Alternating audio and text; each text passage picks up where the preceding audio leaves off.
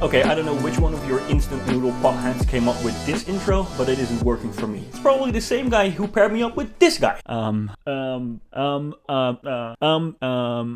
I'm not gonna forgive you guys for actually watching that guy over me. We're no longer called The Cupertino Show. We're also no longer having our own channel. We're here, paired up with this guy. Thank you guys so much, right?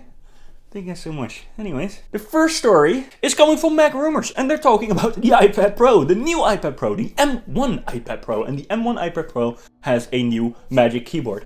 It's because the iPad Pro is a little bit thicker than the old one, which means that if you put it in the old Magic Keyboard, it's just going to sandwich the entire device into oblivion, especially if you press hard enough. Good on you, Apple, making it known before people bought it that this old Magic Keyboard is not going to pair up with the new one. Maybe this is going to change your vision on buying the new iPad Pro. Leave a comment down below, let us know if you're still going to buy it, yes or no, if this is going to change your mind, or if you simply don't care and you just have 3 credit cards and you're going to max them out for the iMac, the iPad, and everything else that has been announced on the spring event to eventually obviously buy whatever is going to come out on WWDC and in November.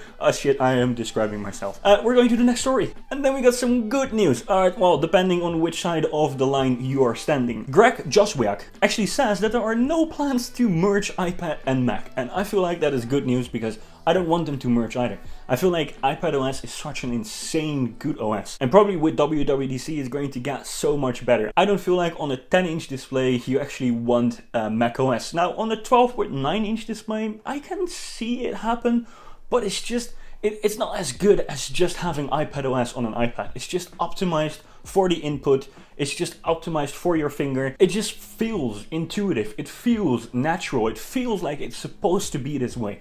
And macOS is just, it feels like it's supposed to be on a Mac or a MacBook or something that doesn't have touch input. Anyways, that was a report from Mac Rumors as well. And then we got a bunch of people that want to stare at their AirTags. Apparently 9to5Mac has a report on a bunch of people saying that, well, the AirTags are getting scratched up quite easily. Now, a lot of people have been complaining about this on the Apple Watch as well. I personally do not have this experience with the Apple Watch. Also, a lot of people say that they have this problem with your iPhone, the front screen of the iPhone. I really don't have a problem with that. But anyways, I tend to not have problems that other people have with Apple products. So this is stuff that obviously you can say you don't have it, but maybe other people have it. Maybe it's a legitimate problem.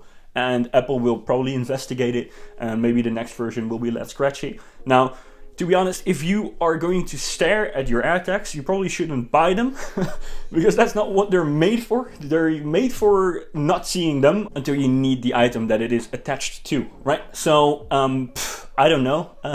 I know it's quite frustrating, right? Because you want to keep your items polished, and you want to have that insane look that it has out of the box. Like, I understand that, and I hope Apple is going to fix it. I know I'm joking about people being whiners, but I can completely understand that, right? It's tech. We love tech, and we want to keep it clean, and we want to keep it crispy. I completely understand where you're coming from, so hopefully AirTags 2 is going to be way better than what we have right now. And then we would like to share some insane renders from Apple Tomorrow. That is a creator that we are actually following on Twitter, and we actually asked permission this time. Thank you so much, Apple Tomorrow. We actually asked permission to use these pictures and use these concept arts in our video right now. And it just looks amazing. This is about the MacBook Pro 16-inch with M1, or at least what Apple Tomorrow's vision is in there. And it just looks amazing. If you look at these pictures and you're not getting hyped, I don't know what will get you hyped. The keyboard looks insane. The trackpad looks big, and I like it big.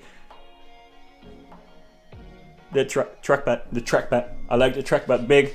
And the screen obviously is big, and I like the screen big as well. So it just looks insane. The lighting is insane. Just hit this creator up on Twitter because it's amazing. The link will be in the description down below, and obviously all the articles that we discussed here are down below as well. So guys, I hope you guys enjoyed this episode of the Firstclicks show. Obviously we're back. We were called the Cupertino Show before. We got ourselves a nice little intro, and obviously I'm now here to compete with this guy.